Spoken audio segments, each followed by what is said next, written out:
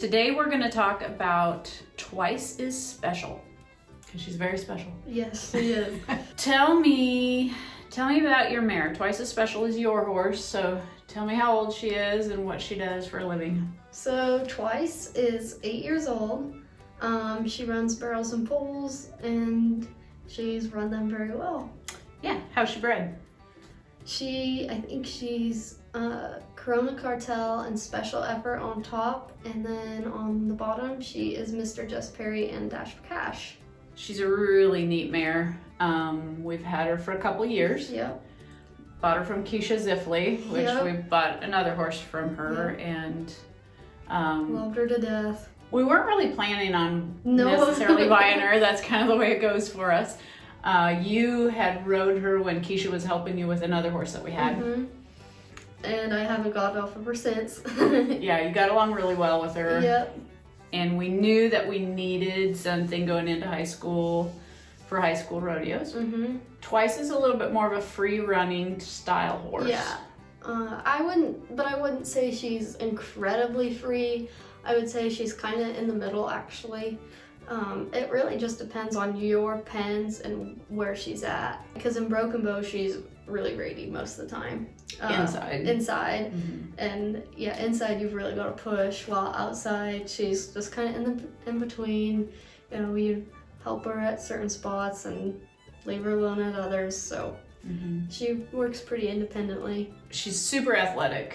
Oh my goodness, like I told Mom this morning she could do a somersault and land it. Like, she is crazy athletic. Like, I remember when she had like a month or 2 months off one time, and I got back on her and she was like just like jumping, just bouncing like straight up in the air. And I'm just like, oh my God, Twice. But yeah, she's totally athletic. The second day in Broken Bow is a great example. We went clear to the fence and we still clocked. Like, I clocked very well. Yeah. I couldn't believe it. She's super quick. She's fast in the straightaways. She's efficient in her turns. And she just can turn on a dime, like, and she could turn totally like right inside her pocket. She is so wicked that way. So the reason we're talking about her is she has sustained an injury. It happened about 3 weeks ago.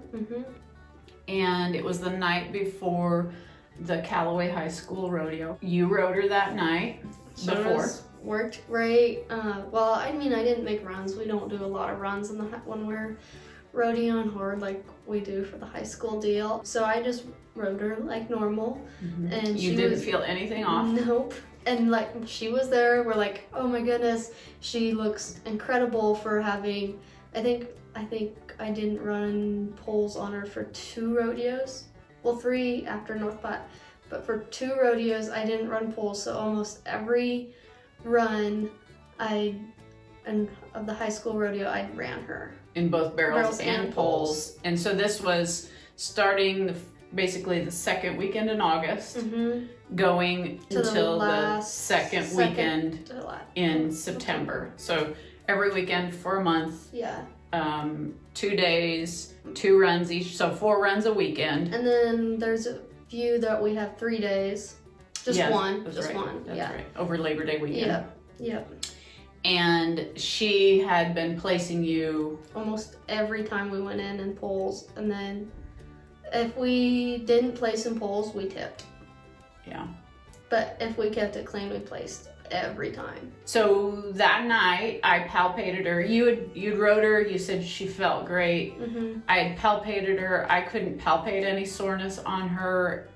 She looked amazing. Yeah. I even remember telling you that she looked great. I remember because we talked about it for like so much. I said I was so excited for her for the weekend because she just was looking and feeling good, and you guys were working and good. The weekend before had went outstanding, and it was just, we're like, these pens should be really good for her this weekend. We drew up in the right spots, and and so then turn her out in the pasture, normal pasture for her that night, so that she stays comfortable, and get her in the next morning. Nothing looked off, nothing made us think there was anything wrong.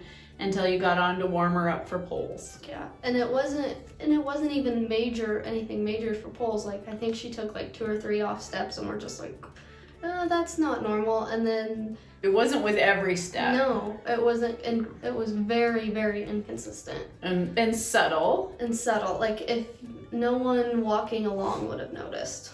And it was only with turns to the right. Yeah. So we didn't really know exactly what was going on. We didn't have another horse with us that morning because honestly, we were 15 miles from home. So Emma says, well, Mom, what do I do? I said,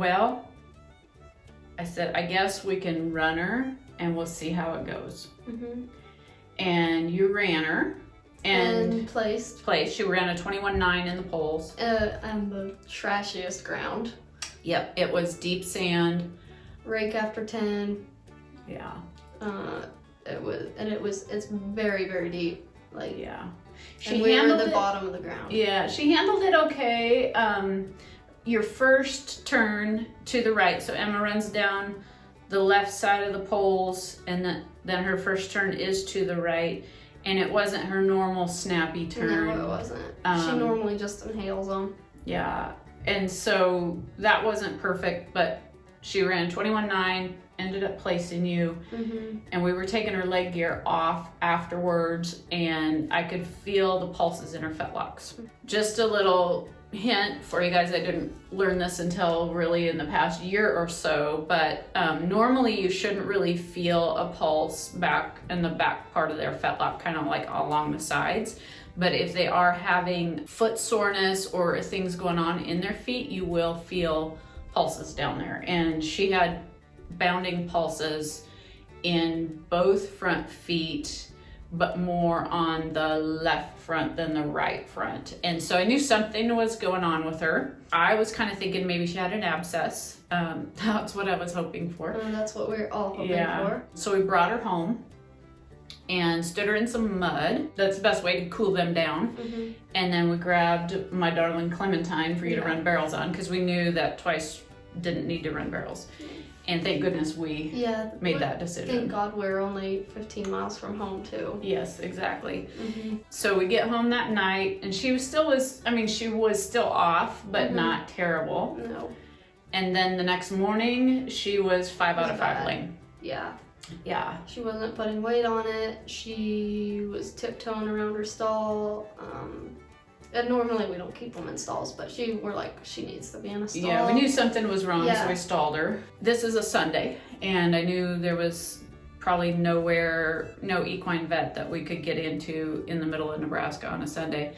So we did some ice vibe on her that day. I think I might have done a PEMF treatment on her. I think so. That day. She was still very bad Monday morning, and so then I called to some various vets to see who I could get in with, and we could get in at Overton Vet which is like an hour away from us, and with John Lawton, and I got her down there on Tuesday. I'm very thankful for what John did with us. He took some x-rays and he found, so the navicular bone has a couple wings, so if you, on the view that he could see the fracture in, there should have been 2 nice distinct edges and wings to that navicular bone. And if we're talking about the left navicular bone, then so that there was a nice wing on the outside of it, but then the inside it just kind of rounded off and just wasn't there. We did a phone consult with Paul Fornstrom out of Pine Bluff, Wyoming. Paul's a friend of ours and has taken care of our horses as well. I honestly it would have been very hard on Twice to make that trip out there, because it's a 4-hour trip one way. What they diagnosed her with was like an avulsion fracture of the navicular bone, and they think either one of the collateral ligaments pulled that corner of the navicular bone off, or like an impar ligament injury. We don't have, our closest MRI machine would be in Denver at Littleton. We did not go that far. We decided, it probably wasn't going to change our course of treatment. And I don't think she could have done that. I don't think she could have either. Not very easily. No. I would have felt bad putting her through all that. The course of treatment that was decided upon was that we would do a navicular bursa injection, which they handled that down there at Overton. She needed to be on a 3-degree wedge, and so this was a Tuesday. Thursday, our horseshoer was coming, so that worked out pretty well. She was significantly more comfortable after the navicular bursa injection. Yeah, I would have to agree. And we gave, the vet gave her Osphos as well. And then when we got the wedge shoes on her, she was a lot more comfortable. Yeah, she is. Right now when you walk her around, she doesn't just stand in a stall. We take her out and let her graze for probably 15 minutes at a time. And you wouldn't know right now. As long as she's on level ground and walking, we've not trotted her at all. You wouldn't know anything. We're going to re-x-ray at 30 days post-injury. Well, it'll be about November 1st when we re-x-ray her to see how that's healing. And then our plan is to probably do Renovo injections, which is like I think they call it equine allograft. Basically, it's a regenerative medicine, kind of like stem cell injection with her. We want every opportunity for this mare to come back, get better. Yep. And so our daily therapy treatments on her are to hand walk her out to the grass, and she gets to graze. Yep. And then she loves to roll, which you'll probably see some videos of that. Yeah. We like to play, we feel like we're playing polo with the yard. Yeah. We always put the grass in. So. Yeah. She when she rolls, sometimes she tears that up, and my husband's very particular about the lawn, so I don't know that he's seen the video of her tearing the lawn up. So he won't. We'll make sure he doesn't. Okay, good as new. Hopefully Chris will notice.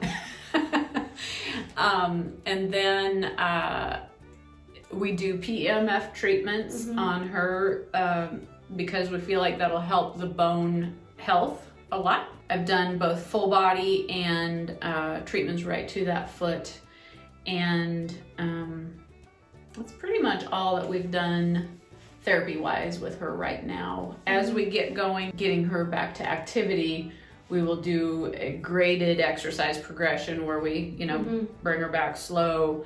We'll do some hand walking, and then, some hand trotting, and we'll take it nice and slow. So make sure you stay tuned for updates on her, and keep your fingers crossed that we get her back. Yeah. So we are going to plan on pulling an embryo from her while... Yes, ain't seen nothing yet. Yeah, that's what we're hoping for. So stay tuned.